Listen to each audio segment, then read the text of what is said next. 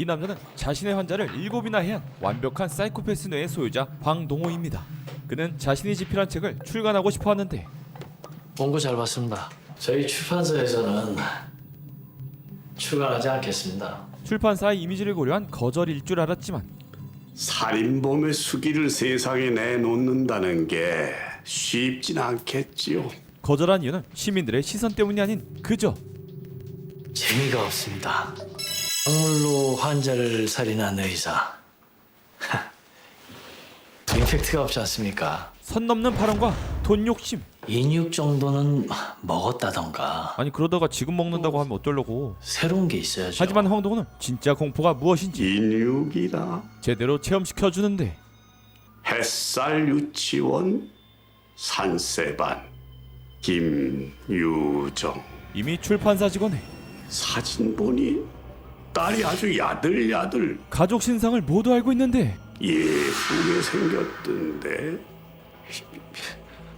미친 노인네가 자네가 회사 여직원과 붙어먹는다는 것도 알고 자네 부인이 암 투병 중이라는 것도 알지.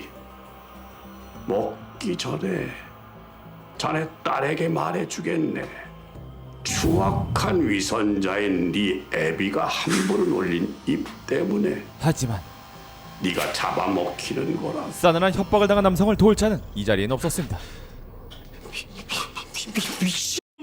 그와 엮인 사람은 딱 2가지로 나뉩니다. 죽거나 살인마의 동조자가 되거나 둘 중 하나로 말이죠. 난 무례를 살인보다 질색하는 사람이야. 예, 명심하겠습니다. 다른 출판사 알아보고. 예, 그리고 황동호의 다음 먹잇감은 이미 정해져 있습니다. 편지는 보냈습니다. 도착했을 겁니다. 그건 바로 CN블루 정용화 아니 내각자 신하로. 근데 너희 뭐하니 지금 여기서 이거 지금 뭐야? 장르가 뭐야 이거? 비비지 마. 선 넘으면 죽일 거야. KBS 두뇌 공조 3사에 시작합니다. 차태현을 닮은 금명세의 비리를 알리기 위해 기자를 이용했지만 그는 비리가 아닌 선행? 사실 엄청난 선행을 해왔던 것. 말도 안 돼. 네, 박사님. 박진영 기자입니다. 사실 확인한 겁니까? 이 기사 감당할 수 있겠습니까? 금명세의 착함은 충격적인 수준이었는데 돈을 빌려줬다고요? 자기 이름으로 대출을 받아서 전과자 출신인 그의 사업을 위해 자신의 명의로 대출까지 받아 이거 인수하자마자 돈을 빌려줬다는 것. 코로나 터지는 바람에 진짜 죽고 싶었습니다. 이 전과자라 은행에선 돈도 못 빌리고 제2금융권은 이자가 너무 세서 엄두도 안 나고 버티긴 해야겠고 진짜 탁 죽고 싶었는데 그때 금영사님이 도와줬어요. 공무원 대출 싸게 받았다고. 그래서 매달 30씩 갚고 있습니다. 선한 사람도 쉽게 할 수 없는 행동이었고 도저히 명세의 선행을 믿을 수 없던 하루는 뒷조사까지 감행하는데 그때 하루의 통수치기를 눈치챈 명세가 직접 나섭니다. 당신이 한 짓 다 알고 있어. 당장 튀어오시지. 맞짱 한번 뜹시다. 남자답게. 아셨어? 내가 물 먹이려던 거? 맞짱? 옥상 올라와. 오셨네! 박 기자님한테 들었어요. 금영사님 좋은 일 한 거 제보하셨다면서요? 하지만 두 남자의 맞짱은 뭔가 분위기가 이상하게 흘러가서 뉴스에 얼굴 한번 바뀐 기념으로다가 한턱 쏘는데 1등 공신 뇌 선생이 빠지면 안 되죠. 우리 사이 환상의 짝꿍! 아, 그죠? 짝꿍. 두 사람의 커플 시상식으로 바뀌고 우리 오늘부터 1일 할까? 두 분 사진 한 장 찍으세요. 좋죠. 좋습니다. 뭐 기념일이니까 게장이 모습 이렇게 블랙라벨까지 남겨주시고 많이들 드시죠. 기름진 건 질색이라. 그렇게 분위기 화끈하게 만들고 퇴장하는 하루. 그렇게 게장의 분노가 터지려 하는데 너는 일로 쓰러져! 간짜장인데 짜장이 없잖아! 간짜장 네가 다 먹어. 짜장 없이 짜장은 어떻게 먹어? 아이 짬뽕 드세요, 짬뽕! 그리고 금신 커플에게 이봐 내 선생. 잠깐만 소보지. 또 다른 사건 하나가 찾아오는데 또 뭐죠? 관심 없습니다. 그렇게 돌아서는 신하로에게 구미 당기는 말을 던집니다. 용의자가 아내 얼굴을 모른답니다. 3년 동안이나 같이 살았는데 모른대요. 애까지 낳았는데 아내 얼굴을 모른다는 게 말이 됩니까? 특이한 뇌구만. 뇌친놈 하루는 용의자의 뇌가 궁금해지기 시작하는데 하지만 사건의 피해자 얼굴은 불에 그을려 알아볼 수가 없었고 뇌 선생 안 무섭습니까? 왜 무섭죠? 그녀의 이름은 응웬 턴 투엉. 베트남 사람이었죠. 일부러 태웠구만. 신원 확인 못하게. 사인은 경부 압박 질식사입니다. 기도 앞에 그 그림이 발견되지 않는 걸로 봐서 사망 후 불에 탔습니다. 신원 확인 됐습니까? 지문 확보가 안 돼서 DNA 확인했습니다. 주소지에서 가져온 머리카락 DNA와 일치합니다. 유가족 확인만 하면 됩니다. 그렇게 트엉이 언니가 직접 확인을 하는데 남편이 부인 얼굴을 못 알아봐서 언니가 대신 확인해주러 왔습니다. 이렇게 용의자인 남편에 대해 조사하려는 두 사람. 예, 싸웠습니다. 대판 싸우고 이혼하자면 나가버렸습니다. 돈 때문에요. 아, 돈! 엄마, 아빠, 돈 필요해, 돈! 친정에 보낸다고 뻑하면 돈을 요구했습니다. 그때부터 대놓고 무시하고 뻑하면 친구한테 가버리고. 이 부부 사이는 원만한 관계가 아니었고 그 공장에 친한 친구가 있거든요. 화이라고. 내 기다리다 데리러 갔는데 얼굴을 구분 못하는 남편의 상태로 인해 그의 진술을 사용하기 힘들게 됩니다. 아니 누가 누군지 도저히 아내를 못 찾겠더라고요. 그래서 그냥 왔습니다. 솔직히 때려 죽이고 싶어도 얼굴을 알아야 죽이죠. 얼굴도 모르는데 어떻게 죽입니까? 잠깐만요.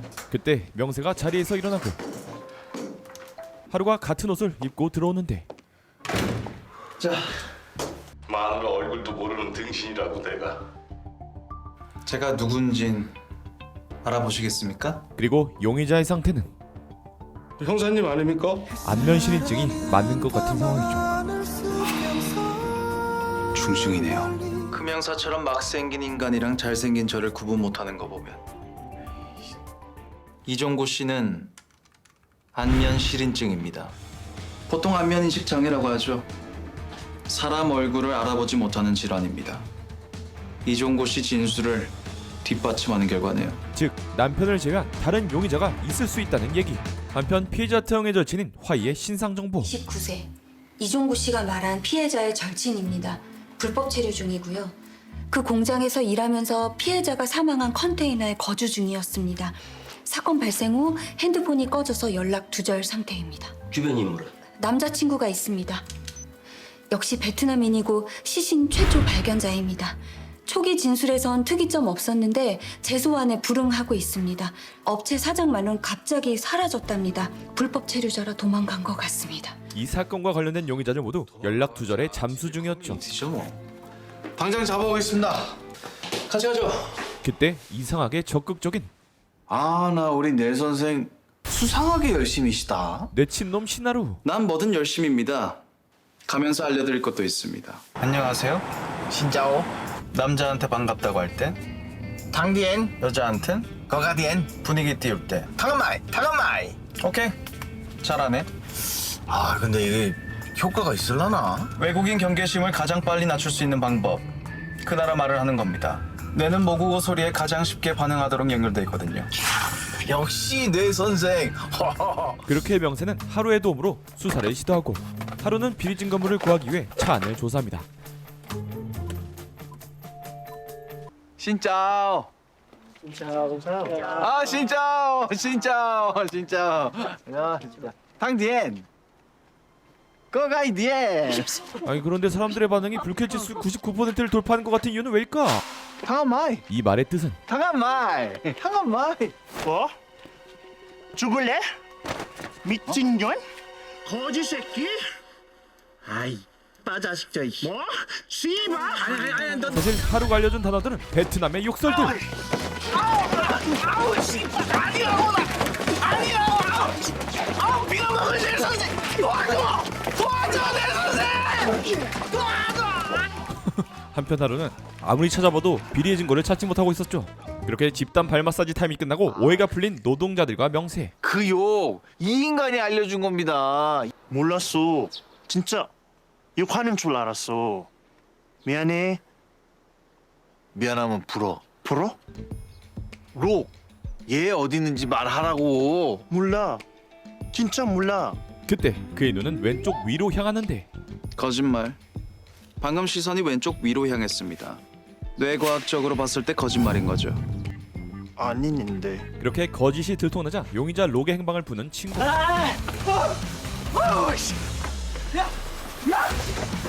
잠깐만.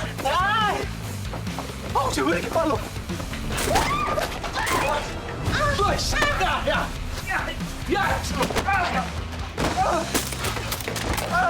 그렇게 도관에 쥐 신세가 된 록.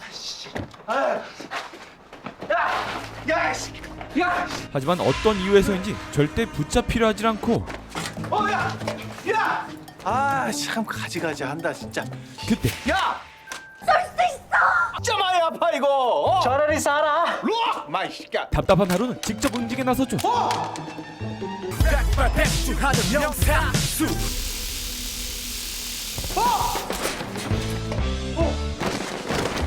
야, 생각보다 센데? 착하디 착한 명세의 파트너로서 상호보완적 궁합의 하루. 뭐하는 짓이야 이게? 잡아달라면서. 2번 참았어. 이제 안 참아. 그렇게 잡혀온 록은 이들에게 한 메시지를 보여주는데 그날 밤 메시지가 왔다 이거. 미안. 나 멀리 떠날 거야. 찾지 말아줘. 여친 화이의 이별 일방통보였죠. 화이가 그런 것 같아. 등이가 화이한테 빌려준 돈 갚으라 했다. 남편이랑 이혼한다고 항 얻는다고 돈 내놓으라 했다. 그래서 싸웠다. 사실 록은 여친인 화이가 범행을 저질렀다 생각하기에 지켜주려고 경찰을 피해왔던 것. 목격자는 공장 인근에 사는 고등학생 3명입니다. 한편 팀장 설소정은 도움을 주기 위해 목격자들을 찾는데 맞아요, 이 여자. 되게 빨리 걸어서 운동하나? 찾아왔었어요. 걸어서 동네를 빠져나가는 장면을 포착했습니다. 흔적 안 남기려고 차도 안 탔네. CCTV 다 뒤져서 동선 파악해. 네. 그때 계장 김길중은 또다시 만만한 소정에게 화풀이 악담을 갈기는데 설 팀장도 밥값 해야지. 엉덩이 붙이고 앉아서 남의 차린 밥상에 숟가락 얹지 말고. 소심킹 설 팀장은 그냥 당하기만 합니다. 하지만 이런 꼰대짓은 하루의 뇌를 거슬리게 하고 설 팀장님 밥값을 계장님이 주십니까? 아니라면 그 말 고속감인데요. 그냥 한 말이야. 나 요즘 무서워서 뭔 말을 못하겠네 말을. 집으로 돌아온 하루는 뇌 속에 주입한 수사 정보들의 빈틈을 찾기 위해 다시 되새겨보고 기도 앞에 그 그림이 발견되지 않는 걸로 봐서 사망 후 불에 탔습니다. 20대 베트남 여자. 때려 죽이고 싶어도 얼굴을 알아야 죽이죠. 이종고 씨는 안면 실인증입니다. 등이가 화이한테 빌려준 돈 갚으라 했다. 그래서 싸웠다. 한편 신경과학팀에서 자신의 역할을 다하면서 계장에게 한 방 먹이기 위해 소정도 밤새 수사를 이어갑니다. 그렇게 소정은 트엉의 지갑 속에서 수상한 흔적을 발견하고 다음날 사건 장소로 향하는데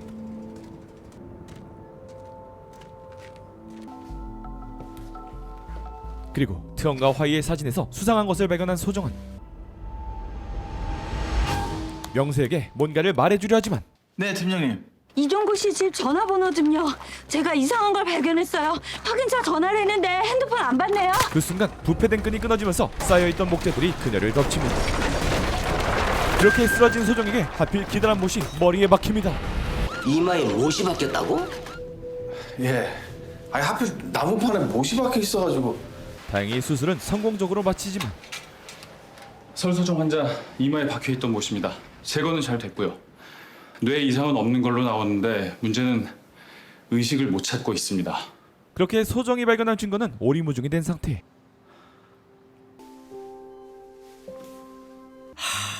대체 뭘 알아냈다는 거야? 나 답답하네요. 누워있는 사람한테 물어볼 수도 없고 참. 그때 하루는 의식이 없는 사람과의 대화 방법을 생각해냈는데 뭐 좋은 생각 났습니까? 설 팀장님한테 물어보면 됩니다. 이 뭔? 의식이 없어도 의사 표현은 할 수 있습니다. 그렇게 의식이 없는 소정의 뇌와 대화 시도를 해보기로 하죠. 제 말 들리십니까? 네라고 답하고 싶으면 오른손 드는 생각을 하십시오. 아니오는 왼손 드는 생각을 하시고요. 그리고 놀랍게도 됐어요. 오케이. 왼쪽에 불이 들어왔으니까 오른손을 든 겁니다. yes or no로 대화가 가능했고 사건 현장에서 뭔가 이상한 점을 발견했다고요? 피해자 남편 이종구에 대한 겁니까? 뇌파의 반응을 이용해 증거 확보에 나서는데 아니요. 화이에 대한 겁니까? 예. 화이가 어떻게 됐다는 거죠? 자음 모음 불러줄 테니까 답하고 싶은 단어에 맞는 자음 모음 나오면 오른손 드는 생각을 하십시오. 시작합니다. 시옷, 이응, 지읒, 차례차례 자음과 몸을 맞추면서 요, 우. 이번 사건의 핵심이 될 엄청난 사실을 알게 되고 받침이 있습니까? 있네요. 기억, 수사는 다시 원점으로 돌아갑니다. 시옷, 쌍시옷. 화이가 죽었다. 맞습니까? 피해자는 트엉이 아닌 그녀의 친구 화이라는 소정의 의견. 맞네요. 불에 탄 시신은 트엉이 아니라 화입니다. 대체 트엉과 화이 두 사람은 어떻게 된 것일까요? 조작입니다. 누군가 화이의 칫솔과 빗을 트엉네 집에 갖다 놓은 겁니다. 마치 트엉이 죽은 것처럼 말이죠. 이렇게 명세 어른은 트엉의 남편 이종구를 만나기 위해 직접 찾아가 보는데 식자재 유통한다더니 이런 게 있네. 역시 빈곤한 상상력. 왜 식자재만 있다고 생각하죠? 그날 이후 트엉도 사라졌습니다. 흔적도 없이. 이상하지 않습니까? 화이가 죽고 트엉까지 사라진 이상한 상황. 이종구의 냉동 창고가 의심스러운 하루. 그런데 창고에 들어서자 뭔가를 발견하게 되고 왜 놀란 거죠? 시체 대신 동태. 실망해서 놀란 겁니다. 아, 나 진짜 이 와중에 장난이나 까고 있... 하지만 장난스러운 상황이 아닌 진짜 긴급 상황이 일어나고 지금 장난가는 거 아니죠? 어? 의문의 한 사람으로 인해 겨울왕국에 갇힌 두 사람. 때마침 계장한테 전화가 오는데 계장님! 안 그래도 지금 전화를... 여보세요? 헬프미! 한마디면 될걸. 왜 쓸데없는 소리를 합니까? 지금이라도 하면 되죠. 이정구 씨!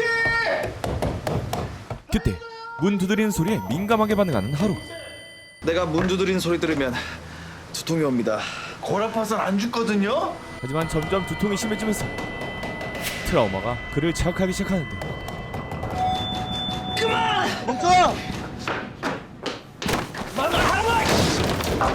하지만 하루의 상태를 모르는 명세는 도발이라 생각하고 경고했지? 안 찾는다고!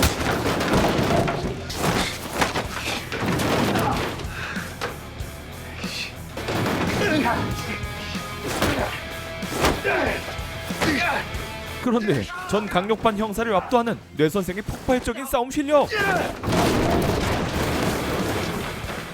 당신 정체가 뭐야?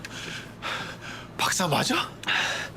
형사 싸움 실력이 그래갖고 되겠어? 다시 진정이 된 두 사람은 싸움을 중단하고 하루의 사정을 듣게 되죠. 때리기 전에 좀 얘기하지. 대체 왜 X인데? 왜 머리가 아픈 건데? 일종의 트라우마지. 트라우마? 요즘도 편지 쓰는 사람 있네? 그리고 하루의 트라우마 관련된 한 사이코패스가 그를 노리고 있습니다. 황동우? 황동우란 사람 기억하세요? 이름을 들은 센터장은 환자들 살인한... 저기 신 박사. 미안한데 급한 전화가 들어오네. 급히 전화를 끊으며 네, 받으세요. 그래 나중에 전화하지. 공포에 질린 표정을 보여줍니다. 과연 황동호라는 사람과 어떤 관계로 얽혀있는 걸까요?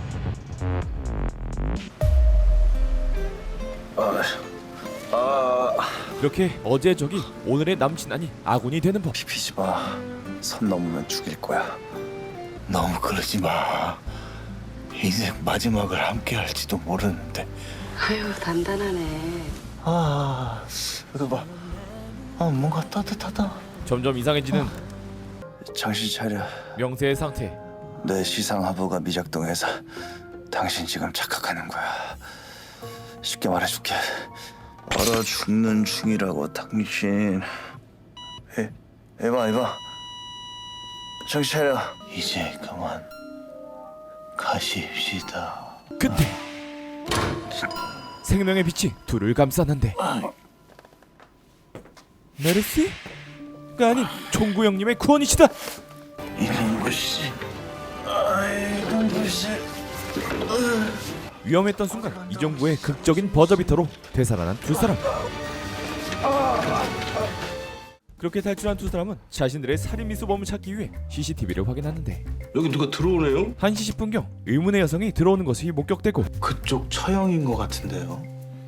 아이고 우리 있을 때 여기 있었다는 건데 없는 척한 거구만. 두 사람이 죽어갔는데 없는 척하고 있던 트엉이 언니 뭔가 수상합니다. 우리 얼어 죽을까봐 전원 끄고 이종구 와서 톡 낀 거죠. 그럼 우릴 죽일 의도는 없었다는 건데 왜 가둔 거죠? 뭐 아마도 시간 벌기? 뭔가 찾을 시간을 벌기 위해 우릴 가둔 겁니다. 트엉이 언니는 트엉 부탁이겠죠? 경찰들 몰래 그럼 도피를 도와주고 있다? 도피를 도와주고 있을 거라는 결론이 나옵니다. 한편 도피를 하고 있는 트엉은 현재 공항 유아 휴게실에서 쉬고 있었는데요. 그런데 CCTV에서 봤던 여성은 트엉의 언니가 아닌 분장한 트엉이었고 집에 형사가 왔었어. 따돌리느라 늦었어. 두 사람을 가둔 이유는 자국으로 돌아가기 위한 필수품인 여권을 찾기 위함이었고 짰느라 시간 좀 걸렸어. 여권을 찾고 냉동창고 가동을 멈추려던 순간 남편이 찾아와 도망친 것이었죠. 그렇게 여권과 모든 짐을 챙기고 베트남으로 돌아갈 준비를 끝낸 트엉. 하지만 그녀에겐 출국 심사가 나와 있었는데 전혀 문제없이 통과에 성공합니다. 그렇게 이제 비행기만 타면 트엉을 찾기엔 너무도 힘들어지는 상황. 이미 그녀의 생각을 예측한 두 사람이 나타납니다. 트엉 씨. 그만하죠. 당신을 살인 및 사체 손괴 혐의로 체포합니다. 과연 금명세는 그녀의 행동을 어떻게 예측했을까요? 사망 신고가 안 돼 있던 거야? 네, 사망 확인서를 언니가 가져가서 이종구한테 주지 않았답니다. 이종구는 사망 신고를 경찰에서 하는 줄 알고 안 했고요. 트엉을 잡기 위해 잠복 중이던 명세는 갑작스럽게 그녀가 찾던 물건에 대해서 생각해보는데 트엉 언니는 뭘 가지러 왔을까요? 돈? 외국인 노동자들이 토끼일 때 제일 필요한 게 그녀의 예상을 예상한 형사의 촉으로 공항에 갔던 것. 맞다, 여권! 죽었다고 알려진 사람이 어떻게 비행기를 타죠? 사망 신고 안 돼 있으면 가능합니다. 그렇게 취조실로 모인 세 사람. 제발 믿어주세요. 시체 태운 건 맞아요. 그런데 근데 화이 안 죽였어요.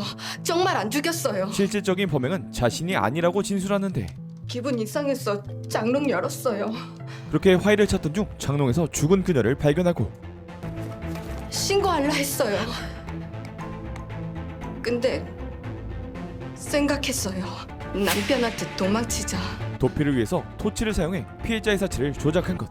도망쳐도 감옥에 가도 금방 나온대요. 그래서 생각한 방법이 죽은 척하자. 죽은 화이가 되어 화해로 살자. 도망치는 방법이었죠. 사랑을 위해서 용기 내자. 저희 그럼 화이를 죽인 사람이 누구라고 생각합니까? 당연히 걔죠. 그리고 트엉이 지목한 진짜 범인은 록이었습니다. 록, 시신 최초 발견자이자 신고자이고 화이 남자친구입니다. 뭐 트엉 말로는 최근에 여자 문제로 화이와 자주 싸웠다고 합니다. 동선이나 시간상으로만 보면 남편도 가능한데. 아 맞다, 얼굴을 모르잖아. 아 나 진짜. 그때 이종구와 록 두 사람의 상황을 이용해 진짜 범인을 찾을 만한 방법을 생각해낸 하루.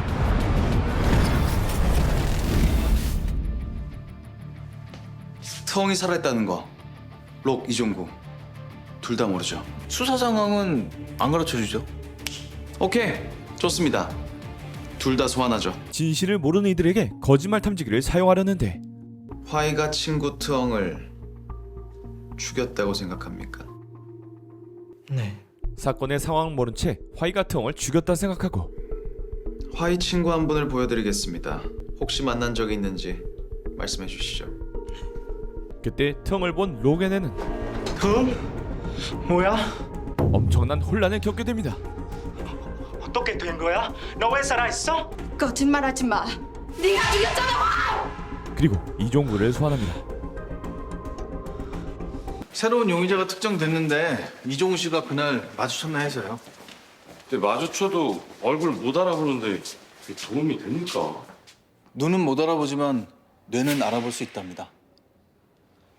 두 명의 용의자를 보여드릴 겁니다. 안면 실인증인 이종구에게 들여보내시죠. 트엉의 모습을 보여주는데 그의 눈엔 얼굴 없는 한 사람이 눈앞에 있을 뿐.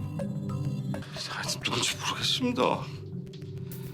그럼 두 번째 용의자입니다. 들여보내시죠. 두 번째로 스타일이 살짝 바뀐 트엉이 들어오는데 그 순간 엄청난 혼란을 겪는 이종구의 뇌.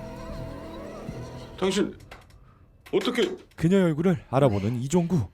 죽인 사람이 살아나서 놀랐어? 부인인 거 알아보시겠죠? 당신 눈이 아내를 알아볼 수 있었던 건 저 귀걸이를 본 순간 말이죠. 다름 아닌 그가 선물한 귀걸이 때문이었죠. 당신은 얼굴을 알아보지 못하지만 자신이 선물한 귀걸이는 알아볼 수 있었던 거죠. 문제는 당신이 부인을 데리러 공장에 간 날 이 귀걸이를 화이가 하고 있었다는 겁니다. 사건 당일 자신이 선물한 귀걸이를 화이가 하고 있었고 불륜이라 생각해 화를 참지 못하여 범행을 저지른 것이었죠. 록과 진하게 포옹하는 장면을 보고 분노에 떨었을 수도 있죠. 아닙니까? 그렇게 금명세의 수사와 신하로의 뇌각으로 사건을 해결합니다. 당신을 화이 살인 혐의로, 당신은 화이 씨의 사체를 손괴한 혐의로 검찰에 송치될 겁니다. 두 용의자는 법의 심판을 받게 됩니다. 둘 다 단편적인 것만 보고 잘못된 판단을 내린 거죠. 시각의 노예로 산 대가를 치르는 겁니다. 뭘 또 노예식이나. 저들처럼 보이는 대로 생각하고 혼자 망상을 펼치고 비극을 만드는 거죠. 한마디로 눈에 보이는 게 다가 아닙니다. 어떤 마음으로 보느냐, 그게 중요한. 백폭 잔소리를 날리려는 찰나 시각의 노예로서 자신도 같은 행동을 했다는 것을 깨닫는 하루.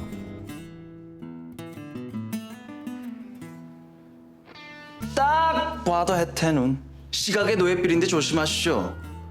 한편 사건 해결에 큰 힌트를 줬던 설 팀장이 병원에서 깨어나는데 예, 팀장님. 저 의식 찾으셨다고요? 네, 다행히 아무 이상 없다네요. 아니 그런데 그녀의 말투가 왠지 감사합니다. 걱정 많이 해주셔서. 평소와는 너무 달리 네, 괜찮습니다. 긴장되고 떨리는 목소리가 전혀 아니었고 금용사님, 시크하고 도도한 톤으로 변했습니다. 용무가 있어서 전화 드린 겁니다. 병원으로 오시죠. 지금요? 그렇게 설 팀장에게 사건의 전말을 전해주는 명세. 사체가 트엉이 아니라 화이라는 거 팀장님이랑 뇌 선생 덕분에 알았지 않습니까? 깜빡 속을 뻔했는데 어떻게 아셨습니까? 지갑이요. 사고 전 화이의 지갑을 의심했고 사진 넣는 곳이 깨끗했어요. 보통 비어 있으면 먼지가 들어갈 텐데 금방 사진을 뺀 느낌이었죠. 혹시나 해서 화이 유전자를 채취하러 갔는데 빗이나 화장 도구, 칫솔 같은 게 없는 거예요. 그리고 상자 뒤 트엉이 자기 집에 놔둔 거죠? 숨겨둔 사진에서 둘이 찍은 사진을 보고 확신했어요. 똑같은 우정 문신을 확인했죠. 같은 문신이 있더라고요. 남자친구도 헷갈릴 수 있겠다 싶었죠. 덕분에 사건이 신속하게 해결됐습니다. 네, 제가 원래 일을 잘합니다. 티를 안 내서 그렇지. 티를 내시기로 하셨나 보다. 그만 쉬시죠. 그리고 그녀의 이상함을 감지한 명세. 뭐지?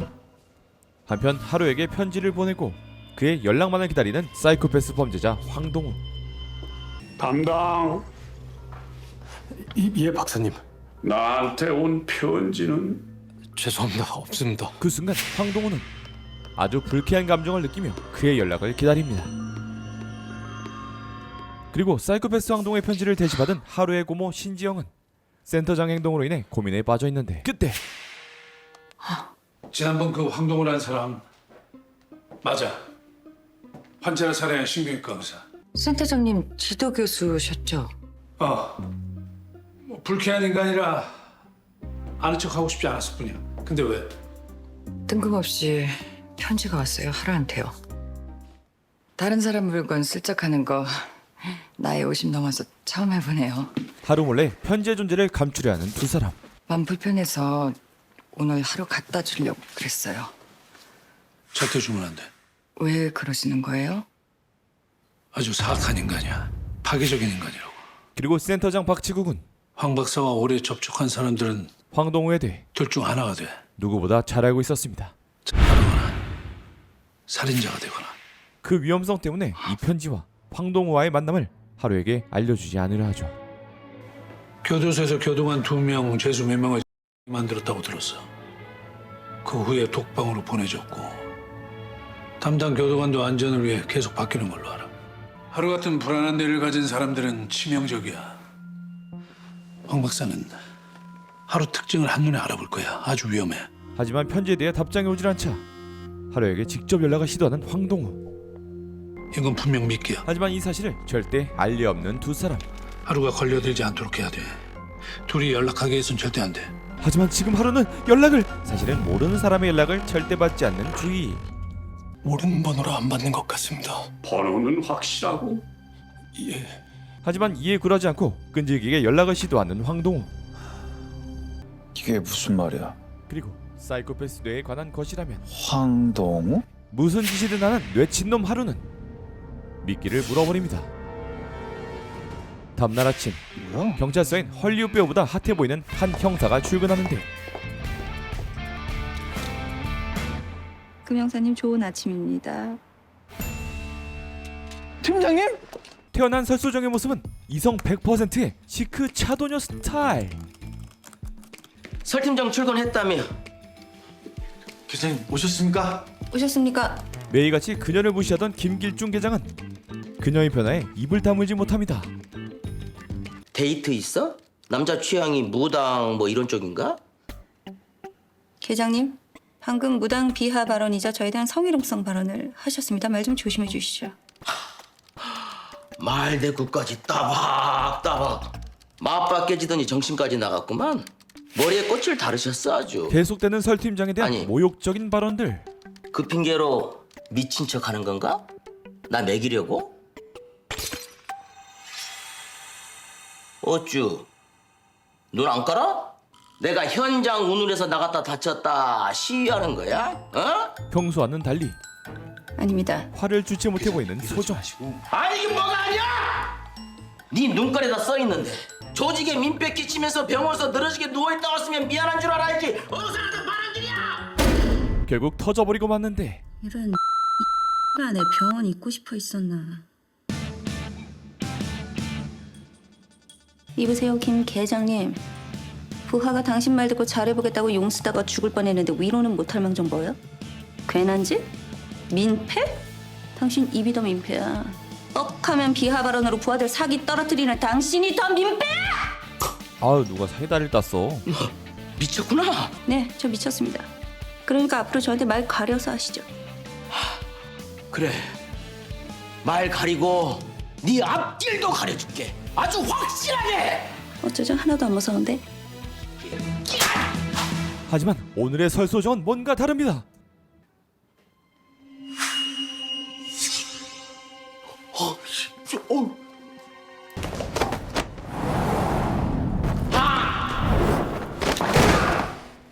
계장님! 성당방위, 쌍방폭행 보셨죠? 감찰과의 증언 부탁합니다. 역시 드라마에서 감칠에 채우는 저도 해드리죠. 처참했습니다. 증언. 내 선생! 해범이!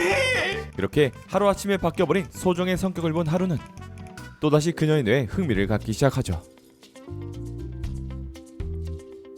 제어할 수가 없었어요. 그냥 막 화가 솟구치면서 험한 말들이 막 튀어나오는 거예요. 소정은 자신의 성격 변화에 두려움을 느끼기 시작하는데 뇌에 무슨 문제가 생겼나요? 그 문제가 누군가에게 축복이 될 수 있죠. 축하드립니다. 소심했던 소정에겐 뜻밖의 축복. 원하던 일이 일어났네요. 두뇌 개조. 두뇌 개조요? 네. 쉽게 말해 그렇다는 겁니다. 뇌를 다친 후에 성격이 변하는 경우가 종종 있는데 유사 사이코패스 즉 사이코패스 특질을 가진 사람으로 변한 겁니다. 그렇게 소정은 공포심이 사라진 사이코패스 같은 모습을 보인 거죠. 비슷한 케이스로 보입니다. 설 팀장님이 다친 부위가 전전두엽 쪽인데 두려움 같은 감정을 평가하는 곳이죠. 두려운 상황이라 판단을 잘 못하는 상태. 사이코패스와 비슷한 뇌 특질을 보이고 있습니다. 이젠 화를 참지 못하고 공포심 따윈 없는 설소정에게 평소 그녀를 못살게 군 김 계장은 반대로 두려움을 느꼈습니다. 깜짝이야. 일시적인 증상일 수 있으니 좀 더 지켜보시죠. 일시적 아니면 어떻게 되는 겁니까? 진짜 사이코패스로 변한 거라면 업어치기나 감찰과의 신고 정도로 끝나진 않을 겁니다. 한편 하루에게 흥미를 표출하던 황동우는 하루가 아닌 그에 가까운 또 다른 지인을 만나고 있는데요.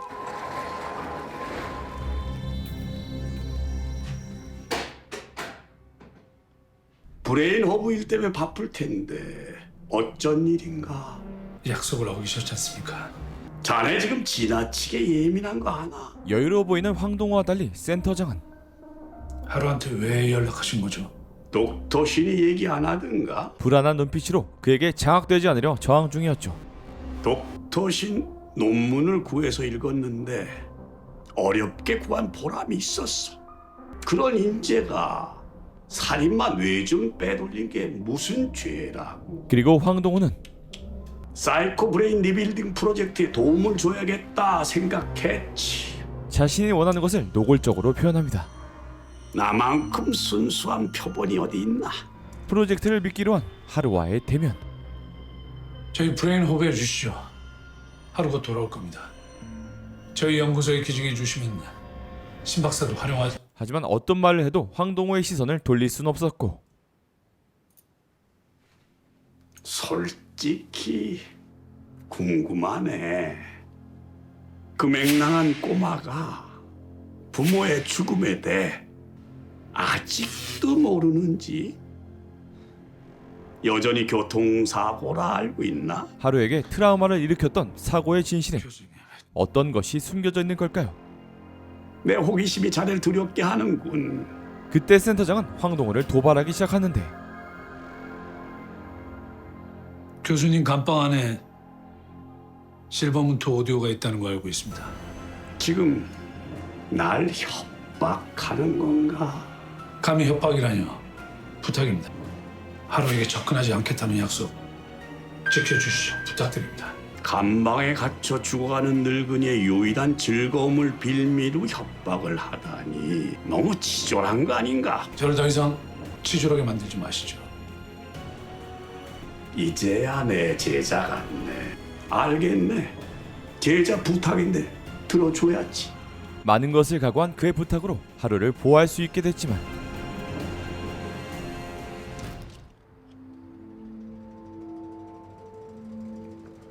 이미 모든 것을 예상한 황동우는 미끼를 던지고 하루가 그것을 물기만을 가만히 기다리고 있었죠.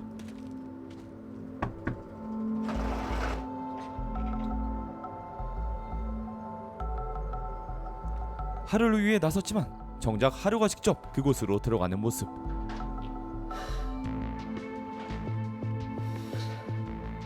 참, 의무실에 안티에메틱스 좀 보내주게.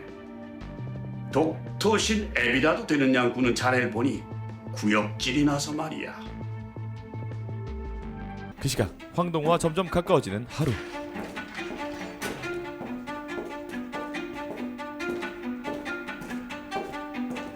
맹랑한 아이였어. 날 알아볼까? 아 예뻐라. 어릴 적부터 하루를 알고 지낸 것 같은 황동우는 그에게 무엇을 얻기 위해 이토록 연락을 한 것일까요?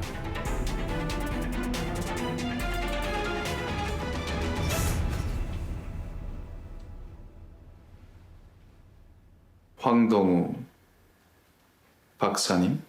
안녕하십니까, 신하루 박사. 그렇게 또다시 만난 두 사람. 과연 두 사람이 얽히고 설킨 과거의 진실은 무엇이 숨겨져 있는 걸까요? 두뇌 공조는 KBS2 매주 월화 밤 9시 50분에 방영합니다.